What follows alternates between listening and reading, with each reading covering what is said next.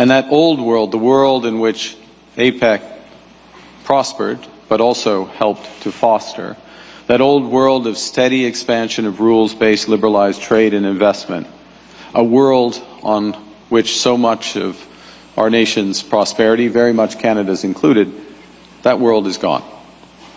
I think we have to be clear-eyed about that reality, because nostalgia is not a strategy. At the 2025 APEC Summit in South Korea, most speeches followed the familiar rhythm of global diplomacy, vague calls for cooperation and stability. Then Prime Minister Mark Carney spoke, and the tone shifted. That old world, he said, of steady expansion of rules-based liberalized trade and investment, that world is gone. It was a moment of quiet rupture. Carney was not simply describing change, he was announcing it. Canada, a nation often defined by proximity to American power, was signaling that it was done living in the shadow of Washington's playbook. His words carried the composure of a former central banker and the intent of a strategist who knew exactly what message he was sending. This was more than a speech, it was a manifesto for how middle powers survive in an age of economic nationalism. Carney's remarks stood apart from the usual APEC script. Instead of repeating phrases about open markets or shared prosperity, he warned that nostalgia was no longer a strategy. He told the room, quote, "We have to be clear-eyed about that reality. Nostalgia is not a strategy," end quote. The honesty hit differently. While others sidestepped the cracks in the global trade system, Carney confronted them directly. He described a turning point in world history as significant as the early 1990s, when APEC was born out of Cold War optimism. But this time, the forces reshaping the world were more complex: artificial intelligence, energy transition, and geopolitical fragmentation. By acknowledging that reality, Carney elevated Canada's position. The power of his message came from restraint. He did not dramatize the crisis, he clarified it. And in a hall full of leaders defending old habits, his realism sounded revolutionary. Carney's central idea was simple but profound. The global order that once relied on predictable, rules-based trade has collapsed. Our world, he said, is undergoing one of the most profound shifts since the fall of the Berlin Wall. For decades, countries assumed that global commerce was governed by institutions and norms that kept politics and economics apart. That assumption no longer holds. Tariffs, technology bans, and strategic export controls have become the new instruments of power. In acknowledging that shift, Carney was doing more than lamenting a lost system. He was defining Canada's role in what comes next. What comes next is ours to build, he said. At the core of this will be a new partnership between government and business in service of our citizens. The line captured the essence of his vision: pragmatic cooperation instead of ideological confrontation. Canada would not wait for a new set of global rules, it would help write them. We want to build big things with nations and companies who share our ambition and our belief that we are stronger together. So our government is charting a new course with an ambitious mission to double our non-U.S. exports over the course of the next decade. And we're already making significant progress. Carney's speech then moved from vision to execution. He laid out an ambitious strategy to diversify Canada's economy and redefined its alliances. "We are charting a new course," he said, "with an ambitious mission to double our non-U.S. exports over the next decade." That mission is already in motion. Ottawa has signed new agreements with the United Arab Emirates on artificial intelligence and infrastructure, with the European Union on defense and trade, and with Germany on critical minerals.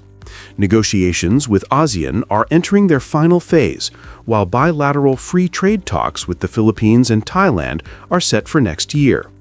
In South Korea, Carney announced something unprecedented: a new security and defense cooperation partnership, the first of its kind for Canada in the Indo-Pacific. The agreement expands into cyber, space, and hybrid threat cooperation, strengthening Canada's presence in a region where U.S. influence is being contested. Beneath these moves lies a foundation of energy and resources. By 2030, Canada will produce 50 million tons of LNG each year, all destined for Asian markets. By 2040, we will double that amount at least. Canada's grid is already 85% clean, and the government plans to increase that by half through nuclear and small modular reactors. In Toronto, Carney noted that Canada would soon announce over 20 new investment deals in critical minerals, totaling almost $2 billion of support. These are not small gestures. They are structural bets on the future of supply chains. Throughout the address, Carney never mentioned the United States by name. He did not need to. Every sentence contrasted with Washington's current playbook. Certainty, he said, is the greatest currency in commerce. It was a statement aimed squarely at a trading system increasingly defined by unpredictability.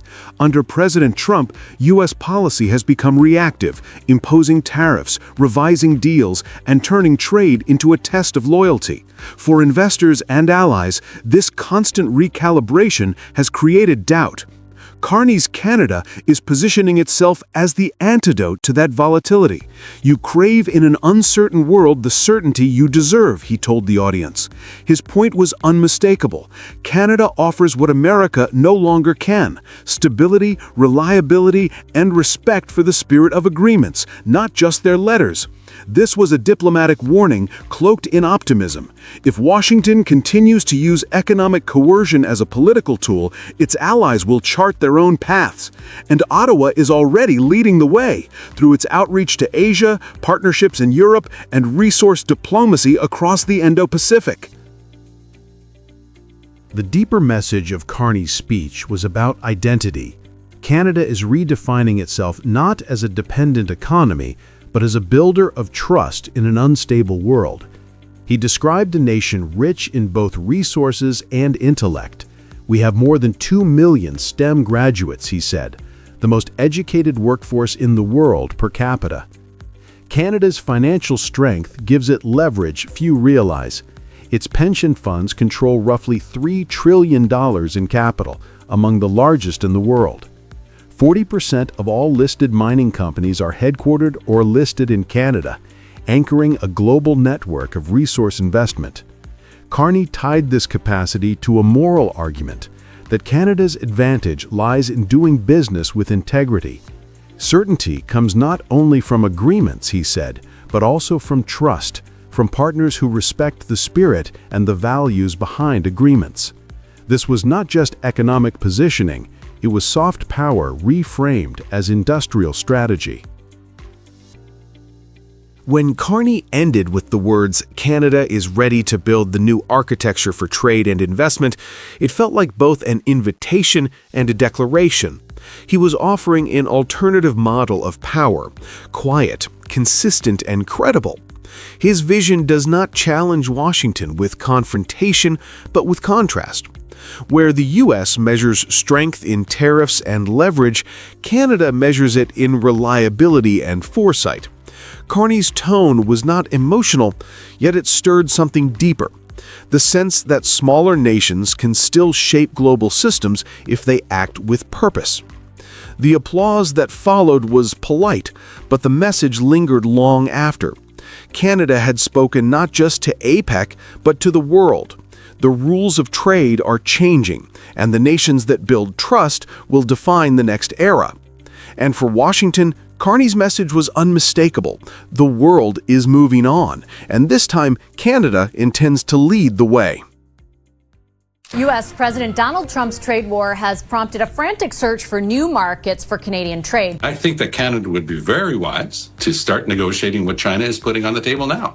We keep talking about the fact that we've got to have new trading routes, new trading partners after what's happened with the Americans.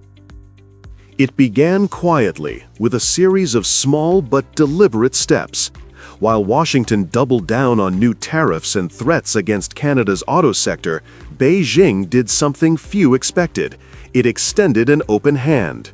China offered to ease restrictions on Canadian agriculture, to welcome energy and minerals, and even to discuss joint opportunities in the fast-growing electric vehicle market.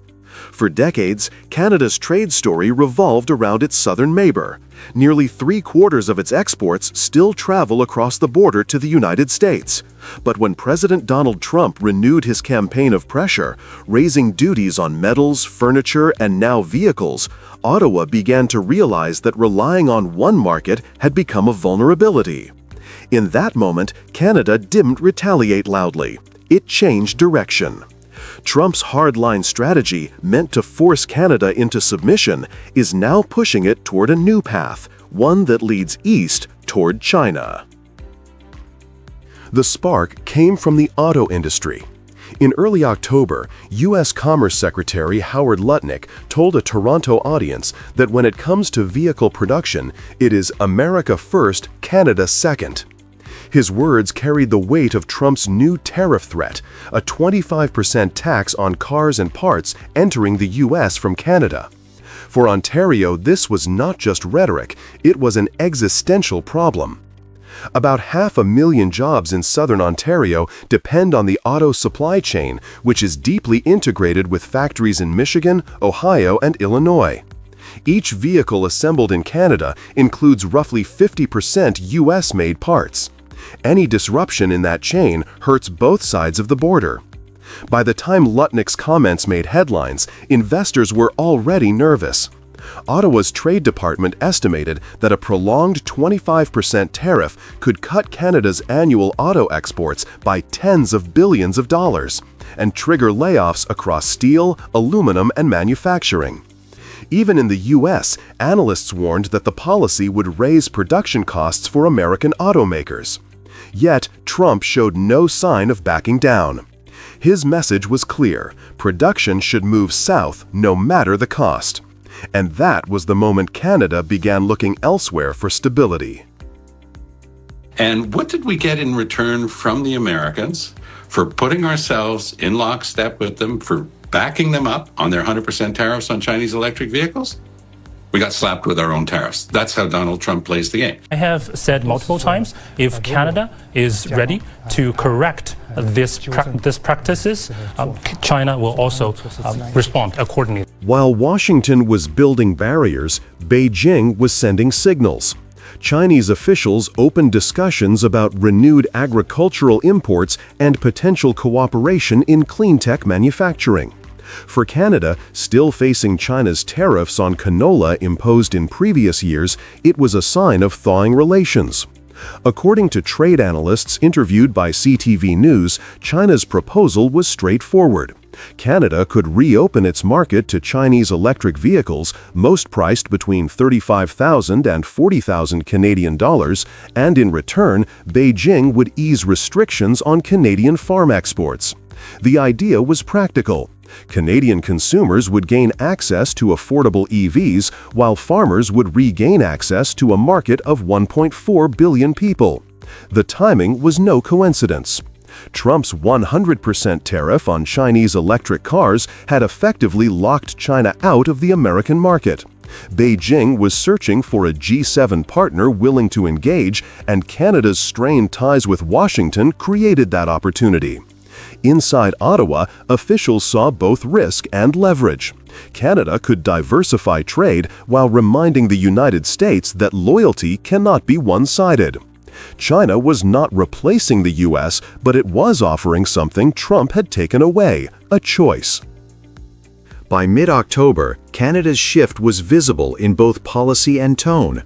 Prime Minister Mark Carney's government increased funding for domestic manufacturing, steel, and energy. The Federal Finance Ministry confirmed new support programs to offset losses from U.S. tariffs, while Ontario Premier Doug Ford publicly called for stronger protection of auto workers. At the same time, Ottawa kept its diplomatic language measured. It lifted certain retaliatory tariffs to encourage dialogue with Washington, but it held firm on a 25% levy for U.S. vehicles entering Canada. That single policy sent a clear message: Canada was willing to talk, but not to yield. Officials close to the trade file described the strategy as sectoral resilience. Instead of chasing one massive free trade agreement, Canada pursued smaller, industry-specific arrangements on steel, aluminum, agriculture, and potentially electric vehicles, with partners beyond the U.S. border. Beijing's outreach fit naturally into that framework. Canada's auto suppliers and EV battery producers were already exploring Asia for investment, while Chinese companies sought access to critical minerals like nickel and lithium from northern Ontario.